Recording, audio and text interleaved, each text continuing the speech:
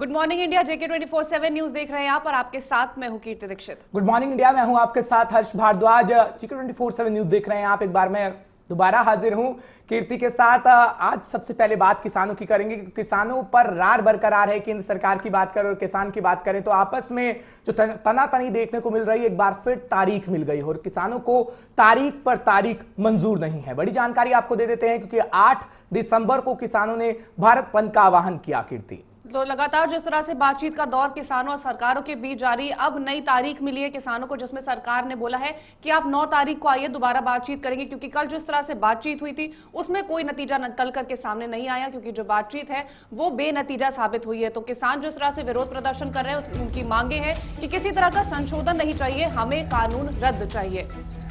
तो बड़ी जानकारी हम आप तक पहुंचा रहे हैं क्योंकि बात अगर किसानों की करें तो किसान और सरकार के बीच रार बरकरार है। अब 9 दिसंबर को सुबह 11 बजे बैठक होनी है। किसान सरकार से हाँ या ना में जवाब चाहते हैं। हालांकि तारीख पे तारीख जो मिल रही है उससे किसान कहीं ना कहीं खफा नजर आ रहा है क्योंकि 5वें दौर की बातचीत बेनतीजा साबित रही है। आपको याद होगा कि कल विज्ञान भवन के अंदर 40 किसान नेता मौजूद रहे थे, जिसके बाद बातचीत लगातार जारी रही थी। हालांकि उससे पहले प्रधानमंत्री नरेंद्र मोदी के साथ बैठक हुई उनके आवास पे, जहां पर केंद्रीय गृह मंत्री अमित शाह भी मौजूद रहे। लेकिन 5वें दौर की बातचीत बेनतीजा साबित हुई है, जिसकी जानकारी हम आप तक पहुंचा रहे हैं। हालांकि एक और तारीख किसानों को मिल गई है। अब 9 दिसंबर को सुबह 11 बजे बैठक होनी है। हालांकि 8 दिसंबर को किसानों ने भारत बंद का आह्वान किया है। अभी देखने वाली बात होगी कि 8 दिसंबर को कैसी स्थिति रहती है, क्योंकि 8 के आगे वाली तारीख है, यानी 9 दिसंबर की तारीख है जब किसानों के साथ सरकार बैठक करेगी। लेकिन 8 दिसंबर को कैसी स्थिति रहेगी, क्या किसानों ने जो भारत बंद बुलाया है उसका असर देखने को मिलेगा? क्योंकि किसान चेतावनी दे चुका है और वो कह रहा था कि 5वें दौर की बातचीत आखिरी बातचीत थी, इसलिए अब बातचीत मंजूर नहीं, तारीख पे तारीख मंजूर नहीं। तो जिस तरह से किसानों ने कहा था कि अब आर पार का मामला होगा, 5वें दौर की जो बातचीत थी वो आखिरी बातचीत होगी, इसके बाद कोई बातचीत नहीं होगी, उसके बाद हम अपने कदम उठाएंगे और हम भारत बंद का ऐलान करेंगे। इसके साथ ही उन्होंने कहा था कि अब 8 दिसंबर को भारत बंद किसानों की तरफ से बुलाया गया था। कल जिस तरह से हमने तस्वीरें देखी, हमने ये भी देखा कि पंजाब के मशहूर सिंगर भी किसानों के समर्थन में आए थे, वो वहां पहुंचे थे और उन्होंने कहा था कि जिस तरह से आप देख सकते हैं यहाँ पर कोई भी खून खराबा नहीं हो रहा है, यहाँ पर शांति प्रदर्शन चल रहा है। तो किसानों की जो मांग है उसको सरकार को मान लेनी चाहिए। तो लगातार दिलजीत दोसांझ भी ये कहते आए थे, कई सारे ऐसे सेलिब्रिटीज हैं जो किसानों के समर्थन में नजर आए थे। जिस तरह से हम आपको जानकारी दे रहे हैं कि अब 9वें दौर की अब जो अगली बातचीत है वो सरकार के साथ 9 दिसंबर को होगी, जो कि सुबह 11 बजे बैठक होगी, जिसमें अब बातचीत निकल करके क्या कुछ सामने आएगी वो देखने वाला टाइम बताएगा। जिस तरह से कहा जा रहा है कि अब जो 5वें दौर की बातचीत हुई थी उसमें कोई नतीजा नहीं निकला, क्योंकि किसान किसी तरह का संशोधन नहीं चाहता, किसान कानून रद्द चाहता है। तो किसानों की जिस तरह से लगातार ये बैठक चल रही है, किसानों के साथ बॉर्डर एरिया की कीर्ति दरअसल हम बता देते हैं, क्योंकि बॉर्डर एरिया की जहां तक हम बात करते हैं तो सिंगू बॉर्डर अभी फिलहाल बंद है और चांदी बॉर्डर बंद है, लामपुर बॉर्डर भी बंद है और तमाम बॉर्डर एरिया कौन कौन से बंद है वो बता देते हैं। Singhu border, Tikri border, Ghazipur border, Burari border. ये किसान आंदोलन जो हो रहा है उसका असर पड़ रहा है। बुराड़ी ग्राउंड की जहां तक हम बात करते हैं, लामपुर बॉर्डर, झरोदा, झटीकरा, ये तमाम बॉर्डर हैं जो प्रभावित हैं। तो आपको बता दें औचंदी और NH-44 भी जो किसानों के आंदोलन के चलते बंद है, क्योंकि जिस तरह से किसानों ने बोला है कि वो भारत बंद करेंगे, इसी के चलते हम आपको बता रहे हैं कि Singhu border, Ghazipur border, Tikri border और बुराड़ी बॉर्डर, ये सभी बॉर्डर जो है वो बंद है। तो बुराड़ी ग्राउंड, लामपुर बॉर्डर, झरोड़ा और झटिकारा, ये सारे बॉर्डर हैं जो किसानों के विरोध प्रदर्शन के चलते बंद कर दिए गए हैं, ताकि जो उनका विरोध प्रदर्शन है वो आगे ना बढ़े। और साथ ही औचंदी और NH-44 जो है वो किसानों के आंदोलन को देखते हुए बंद कर दिए गए।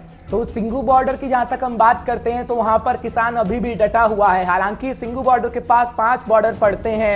लामपुर बॉर्डर की अगर बात करें, औचंदी बॉर्डर की बात करें या फिर तमाम बॉर्डर की बात करें, तो ये बॉर्डर एरिया के बारे में हम आपको ग्राफिक्स के जरिए जानकारी दे रहे हैं। अब जरा संवाददाता का रुख कर लेते हैं, अपने हमारे सीनियर साथी नवदीप छाबड़ा जुड़ रहे हैं, तमाम जानकारी वो भी आप तक पहुंचाने की कोशिश करेंगे। नवदीप, दरअसल बताइएगा, क्योंकि तारीख पर तारीख किसानों को मंजूर नहीं है, लेकिन फिर भी सरकार तारीख पे तारीख दे रही है। एक बार फिर तारीख दी गई है, क्या हल निकलता हुआ आपको नजर आएगा? क्योंकि 8 दिसंबर का वो वक्त है जब भारत बंद का आह्वान किया गया, लेकिन उससे अगली तारीख बातचीत की है।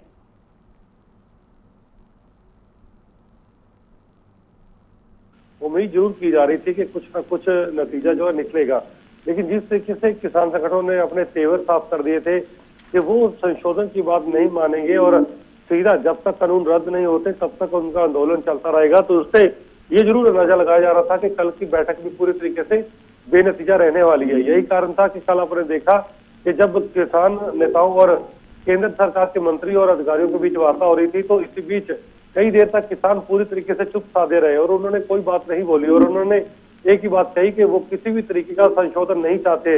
हालांकि कल सूत्रों के हवाले से ये भी खबर मिल रही थी अर्थ के अंदर, बैठक के अंदर, केंद्र सरकार किसानों की हर मांग मानने को तैयार थी और उनका ये भी मानना था कि अगर वो कुछ और संशोधन भी करवाना चाहते हैं तो वो उसके लिए तैयार है, लेकिन वो चाहते हैं कि डिब्बा वही रहे, कानून वही रहे, लेकिन अंदर का जो मटेरियल है यानी कि कानून के अंदर जो संशोधन है वो सरकार किसानों के अनुरूप करने को तैयार है। लेकिन कहीं ना कहीं किसान इस बात को लेकर तय करके आए थे कि वो किसी भी तरीके से सरकार की बातों में नहीं आएंगे और संशोधन की बात को स्वीकार नहीं करेंगे। यही कारण था कि जब किसान संगठन पूरी तरीके से मौन होकर रह गए, उन्होंने कोई बात नहीं रखी अपनी और उन्होंने एक ही बात कही कि जब तक आप तीनों कानून रद्द नहीं करते और बिजली शोध एक्ट को वापस नहीं लेते हो तब तक उनका लेकिन नवदीप अब क्या स्थिति रहेगी, क्योंकि लगातार किसान ही कह रहा है हम दिल्ली जाम करेंगे, बॉर्डर एरिया तो सील कर ही रखे हैं जिससे काफी परेशानी लोगों को हो रही है। हालांकि बैरिकेटिंग पूरी दिल्ली में हर चौक चौराहे पर लगाई जा रही है, जो तस्वीर निकलकर सामने आ रही है, क्योंकि हम लगातार देख रहे हैं जो बुराड़ी ग्राउंड से सिंगू बॉर्डर तक का एरिया पड़ता है वो पूरी तरीके से पैक है। अब 8 तारीख को क्या तस्वीर यही देखने को मिलेगी कि दिल्ली जाम कर दी जाएगी किसानों की तरफ से, क्योंकि तारीख अब मंजूर नहीं?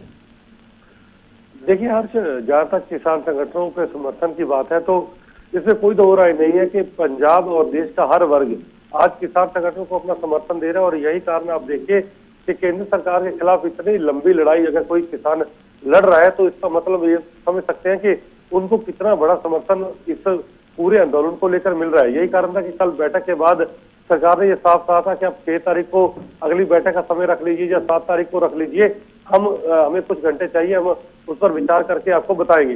तो हालांकि किसान नेताओं ने इस बात को लेकर मना कर दिया और यही कारण था। लेकिन 9 तारीख का समय जो है अगली बातचीत के लिए तय किया गया है। कारण साफ है कि 8 तारीख को पूरे देश के अंदर बंद बुलाया गया और हर से ये जायज सी बात है कि अगर 8 तारीख पूरे देश का बंद सफल रहता है और पंजाब के अलावा पंजाब, हरियाणा और बाकी राज्यों के अंदर भी पूरी तरीके से बंद सफल रहता है और जिस तरीके से टोल प्लाजा को बंद करने की बात कही गई है, हाईवे को बंद करने की बात कही गई है और अगर किसान संगठन इस पर पूरी तरीके से कामयाब रहते हैं तो जाहिर सी बात है। नवदीप, जिस तरह से किसान ये कह रहे हैं कि हमारी कुछ मांगे जो है वो सरकार मानने को तैयार है, सरकार भी कह रही है कि हम कुछ मांगे जो है मानने को तैयार है, वो कौन सी ऐसी मांगे है जो सरकार मानने को तैयार है लेकिन किसान उन पर अडिग है कि वो अपने बिल जो है वो जो बिल पास कराए गए सरकार को उन्हें ही रद्द कराना चाहता है? देखिए सबसे बड़ा खेती जो किसानों की मांग थी, जो सबसे बड़ी आशंका थी जिससे इस बिल का विरोध शुरू हुआ था वो एमएसपी को लेकर था और सरकार से यही सबसे बड़ा सवाल था कि अगर एमएसपी खत्म हो जाएगी तो किसानी पूरी तरीके से खत्म हो जाएगी। बाकी राज्यों का हवाला दिया जा रहा था कि भले ही सरकार ये दावा कर रही थी कि हम एमएसपी को खत्म नहीं करेंगे, एमएसपी हर साल दी जा रही, तो उनका यही तर्क था कि अगर मंडीकरण व्यवस्था खत्म कर दी जाएगी बाकी राज्यों की तरह। अगर आज मैं आपको बिहार या यूपी का हाल बताऊं तो किसी वहां पर भले ही फसलों पर एमएसपी निर्धारित सरकार जरूर करती है लेकिन कभी भी वहां के किसानों को एमएसपी का मूल्य जो वहां का दाम है वो नहीं दिया जाता। यही कारण है कि वहां के जो किसान है आज भी बहुत ज्यादा मजदूर की शक्ल में है, वो किसान नहीं है वहां पर। और यही कारण पंजाब के अंदर भी यह तर्क दिया जा रहा था कि पंजाब के अंदर 27 फसलों पर 27 से 28 ऐसी फसलें हैं जहां पर सरकार एमएसपी जारी करती है, लेकिन 2 या 3 फसलों को छोड़ दिया जाए तो किसी भी फसल को एमएसपी नहीं मिलता, यानी कि किसानों को जो प्राइवेट प्लेयर्स हैं उनको कम दामों में वो फसल बेचनी पड़ती है। तो यही तर्क किसानों का था कि अगर भले ही सरकार एमएसपी दे देगी लेकिन अगर सरकारी मंडी खत्म हो जाएगी, प्राइवेट प्लेयर सीधे मंडियों में आ जाएंगे। एपीएमसी एक्ट के बराबर सरकार का जिक्र करते हैं तो सरकार ऐसा क्या करना चाह रही है, क्योंकि 5 दौर की बातचीत हो चुकी, अब 6ठा दौर आएगा और लगातार बातचीत की पेशकश रख रही है केंद्र सरकार। क्या कोई ऐसी रणनीति बनाई जा रही है, क्योंकि मीटिंग का सिलसिला जारी है, कल प्रधानमंत्री नरेंद्र मोदी के आवास पर मीटिंग हुई, क्योंकि किसान अड़िग है, संशोधन वो चाहता नहीं, क्या कोई ऐसी रणनीति बना रही है? हालांकि किसान कह रहे हैं कि किसानों को तोड़ने की रणनीति सरकार इस वक्त बना रही है, इसलिए तारीख पर तारीख दी जा रही है। अच्छा बिल्कुल, कल आपने किसानों को सुना होगा और किसान साफ कल क्योंकि बैठक के अंदर ये भी कहीं ना कहीं केंद्र सरकार की तरफ से किसानों को कहा गया था क्या महिलाओं को, बच्चों को घर भेज दीजिए, जो बुजुर्ग हैं, महिलाएं हैं, बच्चे हैं, उनको अब धरने से घर भेज दीजिए। लेकिन किसान नेताओं ने साफ मना कर दिया कि अगर वापस कोई जाएगा तो उनकी डेड बॉडी जाएगी। यानी कि यहाँ तक देखिए किसान अड़े हुए हैं कि वो बच्चों को भी वापस भेजने को घर तैयार है। इतनी सर्दी के अंदर बच्चे भी वहां पर धरने पर डटे हुए हैं। तो किसान आंदोलन कहाँ पर है, चरम सीमा पर, आप इसका अंदाजा लगा सकते हैं। लेकिन अब यही देखना होगा कि आज क्योंकि बैठक के बीच अब 2 दिन पड़े हैं और इसी बीच केंद्र की जो किसान की तरफ से देश बंद को आह्वान भी किया गया है, तो हर्ष देखना ये होगा कि अब केंद्र सरकार किस तरीके की बैठकें करती है। क्या पीएम मोदी फिर एक बार बैठक बुलाते हैं सभी मंत्रियों के साथ, और आगे की चर्चा कैसे होगी? क्या तीनों बिल वापस लिए जाएंगे, कैसे वापस लिए जाएंगे, क्या वो दौर होगा, कैसे वो ड्राफ्ट तैयार किया जाएगा? अब आने वाले कुछ घंटों के बाद ये भी तस्वीर साफ होगी, क्योंकि बैठकों का दौर 2 दिन लगातार जरूर जारी रहेगा। लेकिन हर ये जरूर तय है कि किसान संगठन का जो आंदोलन जिस चरम पर पहुंच चुका है और जितना उनको इस वक्त समर्थन मिल रहा है, उससे अब किसान नेता भी पीछे हटने को तैयार नहीं है। क्योंकि उनका मानना है कि इतनी बड़ी जन लहर, इतनी बड़ी लोक लहर देश में कभी भी एग्रीकल्चर के लिए खड़ी नहीं हो सकती। और अब उनका मानना है कि वो चाहते हैं कि हर अपनी मांग को मनवा कर अब घर पहुंचे, क्योंकि घर से लेकर देश विदेश तक हर जगह से उनको समर्थन मिल रहा है। यही कारण है कि किसानों के हौसले बुलंद है। लेकिन अब पाला जो कह सकते हैं गेंद केंद्र सरकार के पाले में, क्या वो सोचती है किस तरीके से जिस तरह से किसानों के अंदर रोष है, जिस तरह से प्रधानमंत्री का पुतला फूका जा रहा है, तो बहुत जल्दी कोई ना कोई फैसला लेना जरूर हो जाता है सरकार के लिए, क्योंकि जिस तरह से किसानों के जो समर्थन है वो भी बढ़ता चला जा रहा है, लेकिन सरकार बात पे बात ही करती चली जा रही है। देखिए कीर्ति, बिल्कुल, अगर मैं पीएम मोदी के जिस तरीके से आपने जिक्र किया, कल भी चाहे चंडीगढ़ की बात करें, पंजाब के हर गांव शहर के अंदर कल पीएम मोदी के पुतले जो है वो जलाए गए हैं। दूसरा सबसे बड़ी बात, इससे पहले जब दशहरा पंजाब के अंदर मनाया गया था तो आपने देखा होगा कि यहाँ पर राम कहीं ना कहीं रावण, मेघनाथ और कुंभकर्ण के पुतलों की ज्यादा गांव के अंदर हर किसान की तरफ से पीएम मोदी के पुतले जलाए गए थे। यही कारण था कि तब बीजेपी और केंद्र और कहीं ना कहीं जो किसानों के बीच तलवारें खिंच गई थी, और इस बात को लेकर केंद्र सरकार ने और बीजेपी ने खासतौर पर खासी नाराजगी भी जाहिर की थी।